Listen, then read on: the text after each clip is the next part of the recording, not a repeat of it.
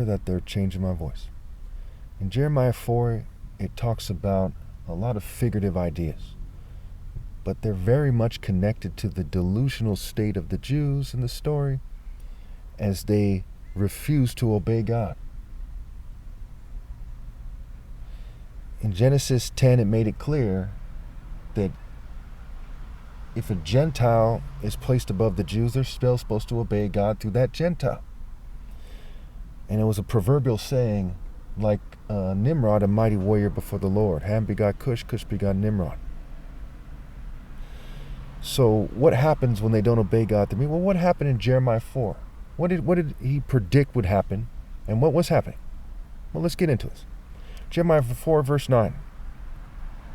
In that day, declares the Lord, the kings and the officials will lose heart, the priests will be horrified, and the prophets will be appalled. Those things that they're talking about have to do with mind states, right? They lost heart because they're not in the Spirit of God, which gives you courage, okay? The priests are horrified, and the prophets are appalled.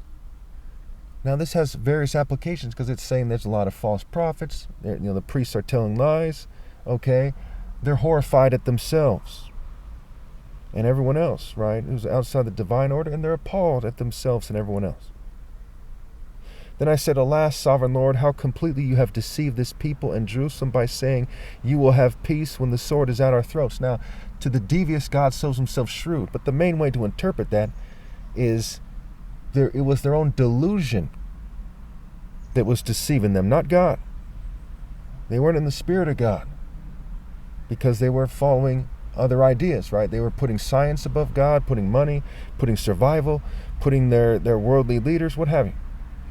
At that time, this people in Jerusalem will be told, a scorching wind from the barren heights and the desert blows toward my people, but not to winnow or cleanse.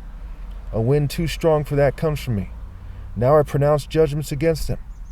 Look, he advances like the clouds, his chariots come like a whirlwind, his horses are swifter than eagles. Woe to us, we are ruined. Okay, notice the word being used here is ruined. What happens when you stray from God? You become delusional and you become ruined. If you look at crazy people in popular culture, okay, really crazy people, quite often they're in the streets, they're wearing raggedy clothes, okay, but the raggedy clothes doesn't mean anything. In fact, more commonly than not, if I'm not mistaken here, Jesus, the false Jesus image, is depicted with raggedy clothes. It's the sum total of the situation, right? The exact reason they're wearing those raggedy clothes is because they are delusional. And it's whether, it's on the spectrum, and it's drugs, sometimes it's mental illness, what have you.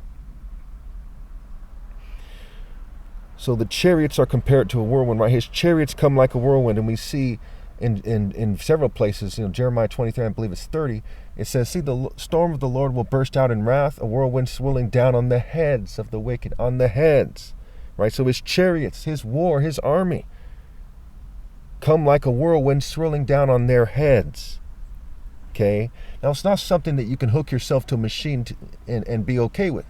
Being against God is like being underwater with no scuba gear, no way to breathe, okay? Even if you were hooked to a machine, you would still drown. There's no way to escape the fate that one has to face, one has to live when they made the dumb mistake of rebelling against God. Because notice the chariots and the whirlwind, right? It's being compared to the essence of disaster, okay? The disaster that comes from God. An army coming after you that you're not going to be able to defeat. A whirlwind that you can't contend with. Okay, the essence of that. So the essence of them are ruined by the essence of disaster. It says, Jerusalem, wash the evil from your heart and be saved. How long will you harbor wicked thoughts?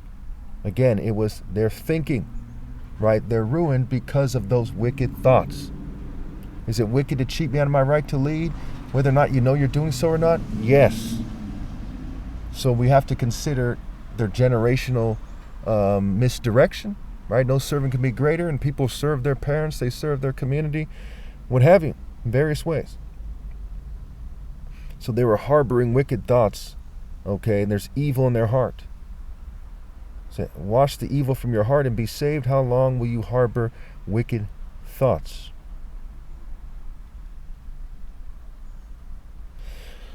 Let's look at Jeremiah 23 again. We'll see verse 17 and through 18 or so, or 16 through 18. I think I numbered this wrong. Oh, no, it's 17 through 19.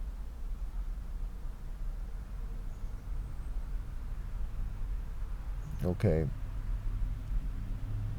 And then in the next video, we'll continue it. So, Jeremiah 23:17. They keep saying to those who despise me, the Lord says, you will have peace. And to all who follow the stubbornness of their hearts, they say, no harm will come to you. But which of them has stood in the counsel of the Lord to see or hear his word? Who has listened and heard his word? See, the storm of the Lord will burst out in wrath, a whirlwind swollen down on the heads of the wicked. The anger of the Lord will not turn back until he fully accomplishes the purpose of his heart. In days to come, you will understand it clearly. So what usually happens, right, when people follow the wrong path at some point, they say, damn, they're on the wrong path. Okay, and so it is with the situation that's being discussed here. Okay, so I want to keep this video short. If you have any questions, you can put in the comments. It'll be easy to address them with the video being shorter. And, stay tuned to the playlist for the next part.